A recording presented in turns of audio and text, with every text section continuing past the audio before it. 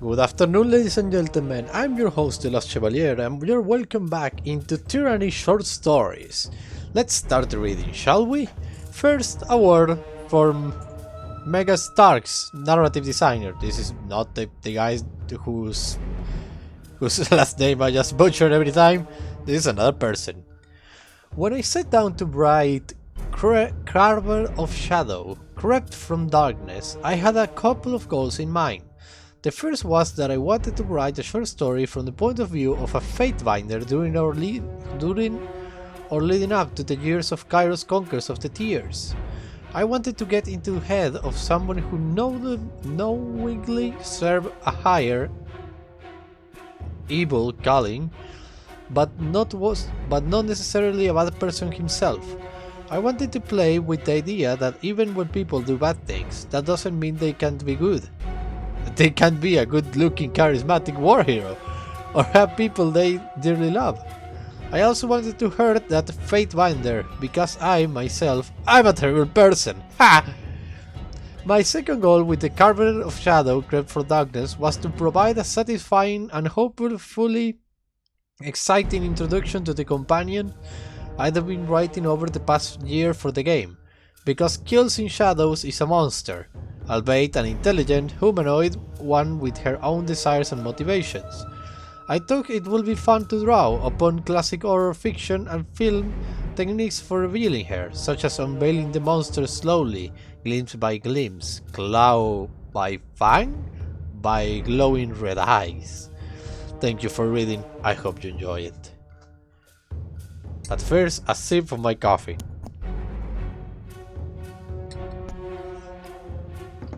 My god, this coffee is horrible.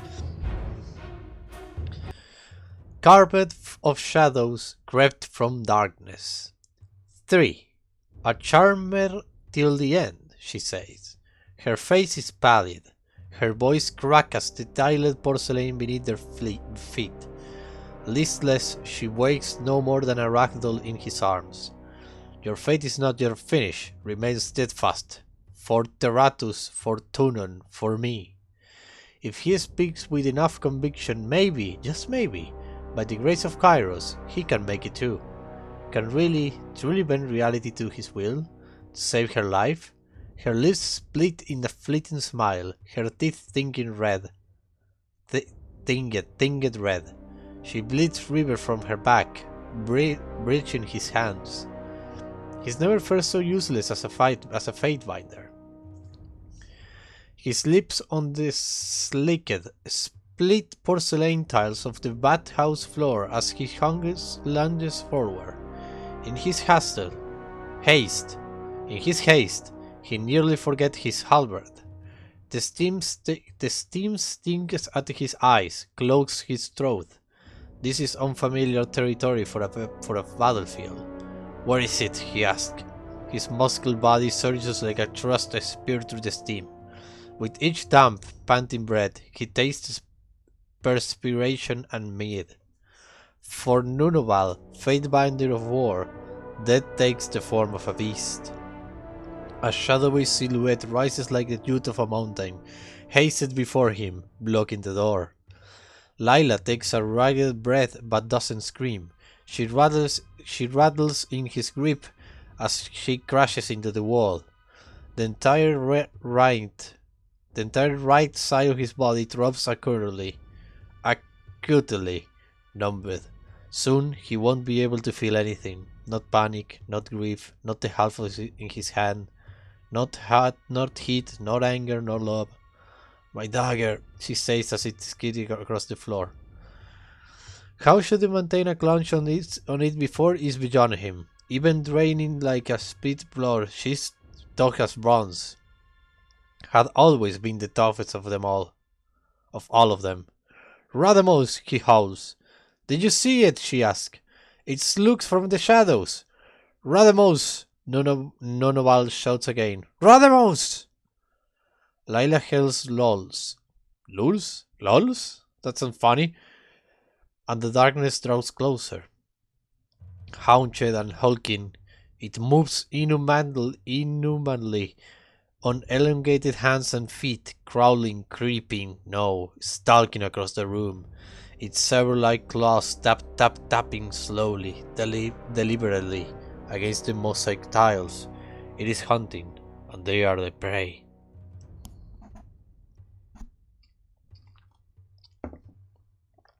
More coffee, it's horrible.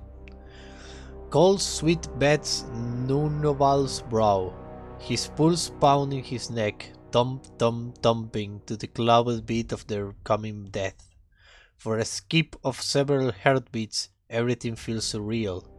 When the creature, the form of darkness, is only a few yards away, it rises once more and, ambling, drags its black clouds along the wall, casually but deeply furrowing the stone. It's savoring this, toying with them. Do not close your eyes, he says to Lila and Johnson's her to force her awake. But maybe he says it as much to himself, and all the while his thoughts are racing, thinking, where is Radamus? Gain and Evander and Nicole he knows already gone. Brandwell as well cannot help them, and if no one can come, he will have to set Lila down in order to fight, and then she will be dead. Behind his back, she will slip away like sands in an hourglass, while he savagely hacks their attacker to bloody chunks in his fury and anguish. Wouldn't dream of sleeping now. Might have nightmares, she say. She jokes, teasing him unbearably to the end, but her lips are ashen and grimaced as she speaks. Might dream of you, mewling and pounding at my breast, kissing my clavius in that sloppy way you do. She's looking at him, eyes half focused and bluer than the northern sky. So he offers her the softest quirk of a smile, though he cannot decide what to do. Fight or die. It is a decision he should have no problem answering. He has never had a problem answering before. Fight or die. Yet now he asks himself again and again, fight or die. And where is Radamus? Where the fuck is Radamus? Blessedly, in answer, the door in the crook of the far wall splinters, finally. A thud, a beat, and it bursts fully inward, slamming against the stucco wall before hanging askew in its frame. Commander! Garbled in a rocket tonic. Leather trashen and flaking, mud-caked boots, flaxed hair mossed with sleep. Radamus strikes into the room. His eyes dart about before settling on the pair of them. Shit! Lila! His fingers falter mid-sigil. Help is near, but not far away. But so far away. Careful! Nunoval shouts. It's among us! In here? How? Lila simply says, it's a clever one, as if that explains everything. Nunoval surges again for the door. He shifts Lila more to one arm so he can better hold his weapon. The dark beast swipes again, but this time Nunoval halts the attack. One-handed, muscles straining against the force, he holds the brute at bay. It is not easy feat. Black claws like scythes score his fingers before he returns the slash. The blade of his halberd lancing across the beast's thigh. Then he's moving again, and with a rumbling crackle, the creature disappears into the steam. Radamus raises his staff, knuckles blanched where they grip the helve. I thought we lost it at Letian's bridge. Clearly we did not. Radamus swears profusely before invoking the name of his archon, fingers contorting into the form of a familiar sigil. I run his favor 100 times and more in battle, but now hesitate to cast, holding back the acrid swell of energy. House set grimly as he awaits on his commander and squad mate to slip past, and the air pops with accumulated power. Forget the beast, Nunoval gasps as he skids into the doorway. Help her! Radamus glanced to them sidelong, before releasing a white splash of lightning arching through the steam clouded the room. The steam clouded room. Behind the haze it looked like a distant thunderstorm. You know I can't mend flesh and blood, he says. I don't care, do something, whatever you must, Nunaville counters. Save her! Do you hear it? Lila asks, eyes closed as she listens, and the men fall quiet as well, panting and straining to hear over the rushing of their blood in their ears. Radamus is the first to speak. No, I didn't either, Lila says. She reached for her hip, fingers flagging for the dagger that isn't there. But that's the trick, isn't it? Not to feel it first. In the moment before the beast struck, she'd have been laughing deeply. Abs bunched beneath toned, bronze skin, weather swirling her navel. Then her drinks lodged as she picked forward, face twisted in confusion and pain, and his arms outstretched to catch hers, grasping desperately to hold on. 5. The beast had been hunting them for days. He do issue orders for caution. He do tighten their formation and alter their route. He do taught them for so many years how to survive no matter what, how not to fear or falter, how to strike hard and bury their foes in the dirt. My god, this coffee is so horrible. Evander and Nicole went to take a piece in pairs, but only Nicole stumbled back, swearing and shaking. Nunaville staring down the line of his soldier's arm, then rent red from shoulder to elbow. Then he rolled his eyes to the sky. Kairos have mercy. His soldiers had turned into muley piglets in the face of a single beast. Even he was beginning to worry, to wonder. Yet, had he not himself cut down an entire pack with the 20 4 and citron eyes less than a fortnight before? Beastmen were nothing to be feared. A beast was nothing he could not best. Yet despite his efforts, both Galien and Evander had carelessly gotten themselves killed, and now Nicole was injured. Browman, stick Nicole before we eat. Lila, Radamus, with me! He did not wait for a reply as he set at a sturdy pace for the edge of the clearing. Withered leaves crunched beneath his boots. With each step, he felt his pulse quickening as he approached the spot where Evander's corpse would forever lie. What should have been a simple scouting expedition had become a tepid and drawn-out bloodbath. Forged mapping Haven's marshes. He was tired of soaking in the blood of his own men. It felt unbearable to lose them now, when the invasion of the Tears had yet to even begin, when they were only just preparing a military stratagem for Tunon to the adjudicator. At least, if they were to die honorably in battle, he could accept the loss, but like this he would have only failed them. He was going to confront the beast that night, and bearing his assured victory, they would head for Letian's Crossing, the closest human settlement to their position in the realm. He was going to confront the beast that night, and bearing his assured victory, I already read that, the three of them stood silent, nearly elbow to elbow as they peered down at the huge gore that was their former companion. Nunaville gritted his teeth as he barked a single command. Leviathan's Crossing was protected by a well-known band of mercenaries. No beast will dare follow them there. Dig.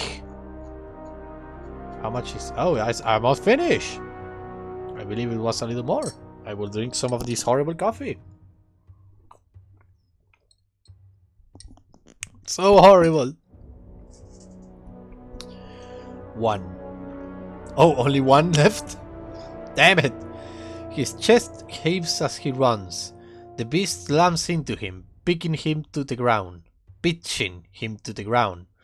Lila tumbles for his arms and rolls, a twisted heap. Her hair spills around her like a golden crown, her damp skin caked with the blood of mud from the road. She's gone. Aching? He crawls to his forearms, palms and knees. He scrubs his hand over the the haft of his halberd, so livid he can't even speak. He feels it looming over him before it's dusky. Gnarled foot steps into view.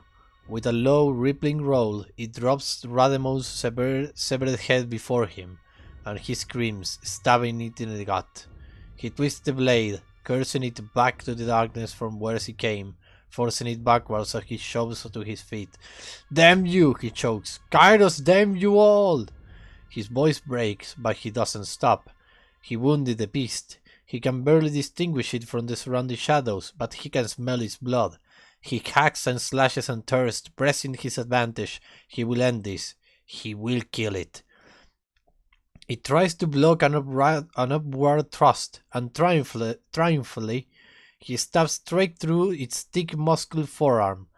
A fiendish grin breaks across his face, the first outward sign of his surging bloodlust, of his fury and raw desire.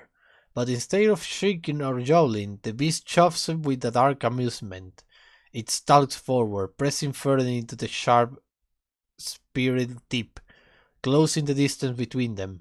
Swiftly, he moves to rip the blade back, but it grabs onto the helve of the staff and with a monstrous strength breaks it away. It tugs the barbed blade from his flesh with a snick, and then his weapon is tossed, clattering into the darkness. The beast is on him in an instant. His back hits the ground, hard, the wind painfully harried from his lungs. His fist lash out, but it's massive. Colossal hands grab his wrist, and he realizes with a shock that it's a woman. Her naked, scarred teeth brush his chest. Her nostrils flare as she inhales his scent, and she grows deeply, purple lips peeling back to bare yellow fangs. Her scarlet eyes hungrily rove his face, shattering his thoughts flee his mind, deserting him to his fate. This is how he's going to die. She speaks, words from within heated effort, her voice rumbling, low. Did human think own roaming pack could hunt as wished, could slaughter 3 river whelps in beast woman lands? She licks his neck, her mauve tongue rough as wood. Did not know Shadow Hunter will take vengeance. When she breathes, her exhale is hot against his skin. How? How could I have known? He vows. He grits his teeth until he tastes blood. Do it. It's because of me they're dead. All of them. Because of his mistake. She grins, fierce and dangerous.